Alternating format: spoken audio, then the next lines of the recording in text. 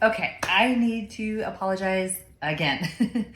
Some of you have been so amazing at reaching out to me and sending me direct messages and texts and phone calls and everything else and asking how I am. And to those of you that have reached out personally, I am so grateful, and hopefully I've gotten back to everybody, but I promised I would give you updates to all of you, and I've been really bad about doing that. Part of it is I just haven't really known how to talk about this and what to even really say, and part of me was waiting for a update as well. So today I had an update. We met with a telehealth appointment with my genetics team, and they're over in University of Miami. Super helpful, and according to them, I am good to go, which we've already known. We know I'm cancer-free. We know that there's a tiny little spot in my brain. We know there's a tiny little spot in my spine, and I will forever be watched on those things. But according to the genetics team, outside of needing my scans starting in August, my CT scans, and then other MRIs happening in December, I am great. So what does that mean? Well, that means I am obviously cancer-free, as I mentioned, but also at this point, I have no signs or symptoms of von Lippel-Hindau's or VHL either. And while sometimes the cancer is the lesser of the two evils with VHL, and sometimes it's the cysts that cause so many issues, outside of the cysts in my pancreas that we already know about, I don't have those anywhere else right now. So, and they're not causing any harm or damage at this point in my pancreas either. So that's all good. So today was a really good day. I also met with an oncologist here in Naples who has experience with live and in-person experience with VHL. So that was really helpful. So now I have a local contact in addition to my surgical team and people over, or doctors over in Miami. So feeling really good about all of this. The question is, how am I and what is going on? So I have really nothing new to report. I feel good. My energy is good. I am definitely making progress on things in terms of workouts and in life and mental health and all of that. The bizarre thing that no one really has a lot of answers to right now, which is my most frustrating point, is the inflammation in my body. And yes, we know from a surgical standpoint, and Rick and I talk about this all the time, of like if you've had a knee surgery, and those of you out there that have had knee surgeries, you know that one minute you feel really good and the next minute you really don't, and then there's no fluid on the joint, and then next thing you know you're really swollen and it hurts to walk. Well, this is no different. Any surgery can cause that kind of inflammation. So from a surgical standpoint, in my abdomen, I would expect some sort of inflammation and swelling, which I have. I mean, as you've heard me mention, I still can't fit into most of my clothing. Don't worry, I've been shopping. I figured I give up, I'm just gonna shop.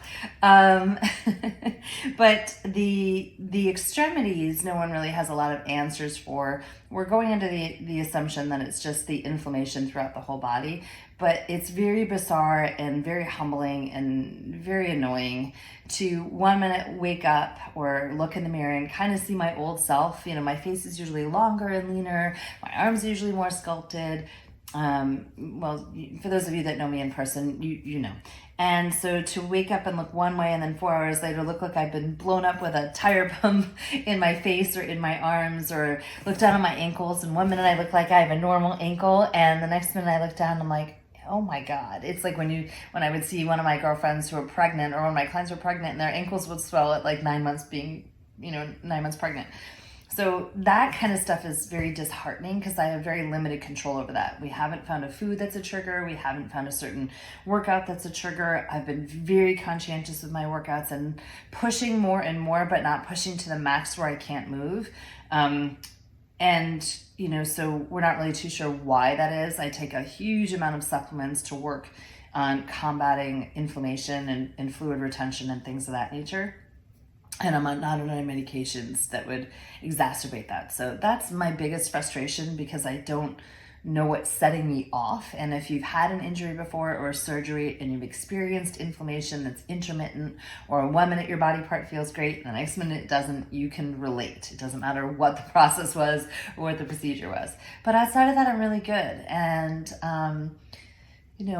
mentally it's such a weird game too, because this all for me happened so quickly to say that I was a cancer patient or that I had cancer and that I didn't have cancer, it's such a bizarre kind of thing, because most of the people in my family that have had cancer struggle for a really long time and have had a lot of therapies and a lot of treatment and a lot of other things that are going on. And so for me to say that I had cancer is just very strange, because I didn't even know it was there, like most of us, and apparently it had been growing for a long period of time, and then it wasn't. And I'm so unbelievably thankful that it's not there and that I haven't needed any additional treatment. It's just weird to wrap my head around.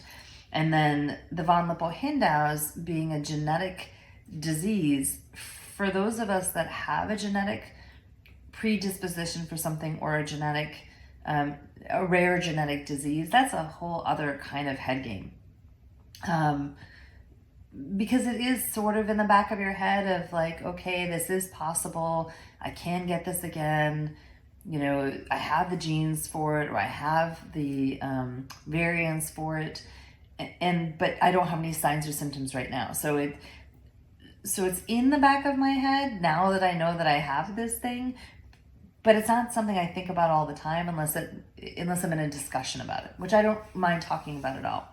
And I actually am very glad, in a very weird way, to be able to talk about it, because for those of us that have rare genetic diseases, there's not a lot of science behind this stuff, nor is there a lot of funding behind this stuff or awareness. If we say the word breast cancer or kidney cancer or colon cancer or pancreatic cancer, we all know somebody who either has it or knows somebody else that has it.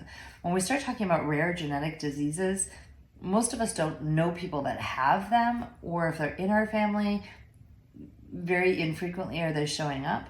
So I have always wanted to be able to educate people about this disease, and I really wasn't expecting to be the one that has it, but I am.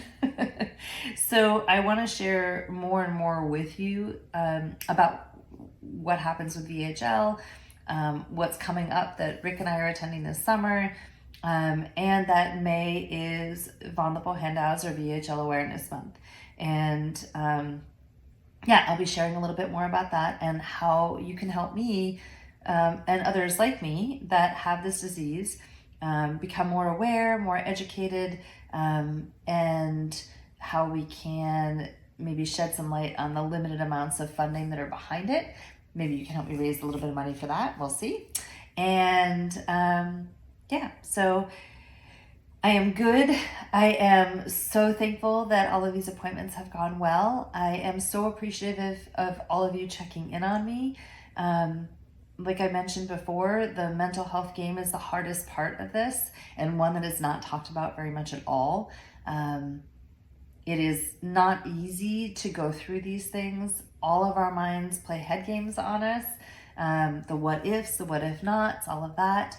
If it wasn't for my mindfulness practice that I've started again in the morning, the journaling I've gone back to, all of you for support, Rick being by my side at the appointments and willing to talk through all of this stuff, all of my good friends and obviously my family. If it wasn't for everybody being part of this village, I don't know that I would be as good as I am right now. So thank you for reaching out and for offering care and support and kindness and words of wisdom and encouragement. And you have no idea how much that means to myself and anybody else going through all of these things. And you just never really know what's going on in here or in here for any of us, right? So thank you so much for checking in. I really, really appreciate it. I am doing my very best to make every day the best day that I can. And everything is a choice, right? Like I didn't choose to have this, but I can choose how I want to live my life surrounding it. And for those of you that have dealt with a disease, are dealing with a disease, a sickness, an ailment, maybe you can relate to this.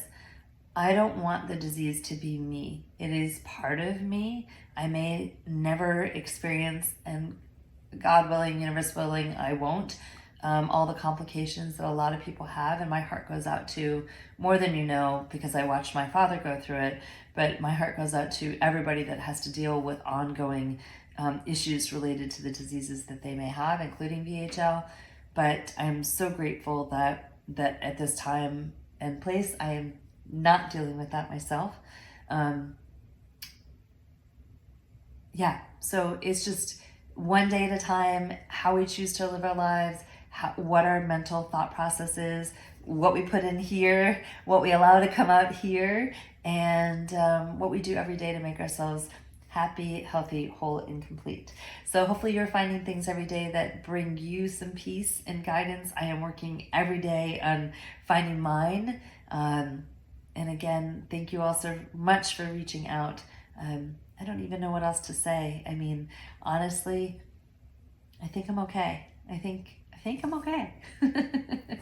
So it's a work in progress. I am definitely a work in progress, and follow along on the journey.